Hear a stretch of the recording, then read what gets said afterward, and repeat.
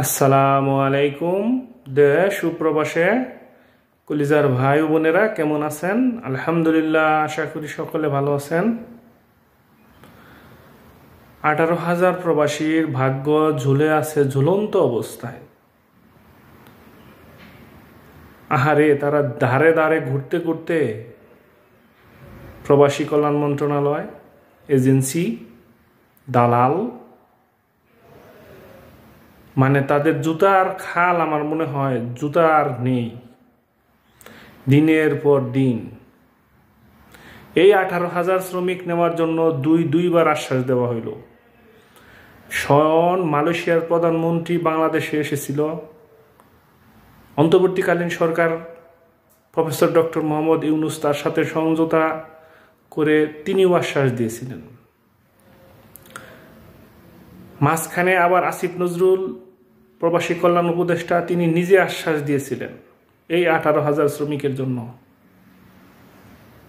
Bangladesh syndicate এতটাই শক্ত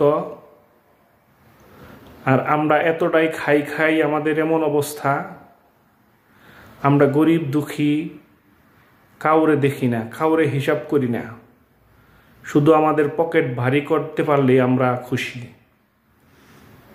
কিন্তু তারা জানে না এই গরিবের পেটে লাথি দিয়ে এজেন্সিগুলো টাকাগুলো নিয়ে আজকে তাদেরকে এমন হয়রানির মধ্যে ফেলে দিয়েছে, তারা না পারতেছে বিদেশ যাইতে, না পারতেছে বউ ফুলাফানের মুখে হাসি ফুটাতে, এমন অবস্থা তাদের।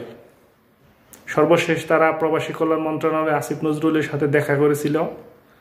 তিনি তাদের মনোযোগ সহকারে তাদের কথা শুনেছেন, তাদেরকে আশ্বস্ত করেছেন আগামী মার্চের লাস্ট পর্যন্ত তাদেরকে যাদের ই ভিসা বা ফিঙ্গারপ্রিন্ট হয়ে গেছে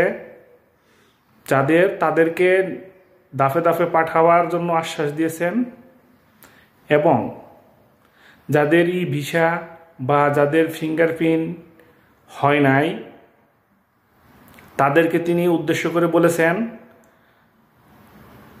তাদের এজেন্সির মাধ্যমে যে টাকাগুলো জমা দিয়েছে তাদের কাছ থেকে টাকাগুলো ফেরত বা পাসপোর্ট ফেরত নেওয়ার জন্য। তিনি আরও আশ্বস্ত করে বলেছেন আন্দোলনকারীদের মধ্যে থেকে 2 জন প্রতিনিধি আসিফ নজরুলের সাথে দেখা করেছেন।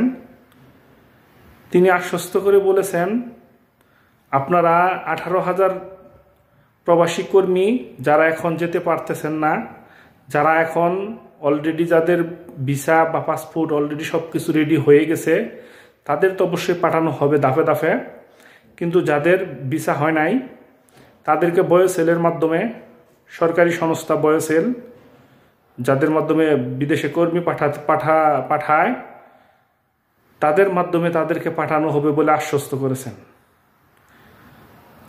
অতএব প্রবাসী ভাইদেরকে কি বলবো, আপনাদের বা আমাদের কপাল খারাপ, এমন একটা দেশে জন্ম নিয়েছি যে বিদেশ যেতেও আমাদেরকে আন্দোলন করতে হয়। মানে আন্দোলন ছাড়া কোনো কিছুই সম্ভব না দেশে। যেহেতু আপনারা কঠোর অবস্থানে আছেন, অবস্থান আপনারা ধরে রাখেন, দোয়া করে আল্লাহ চাহে তো ইনশাল্লাহ আপনাদের দিকে আল্লাহ মুখ তুলে তাকাবে, এই প্রত্যাশা রাখি। আল্লাহ যেন আপনাদেরকে সুখী এবং সুন্দর করে।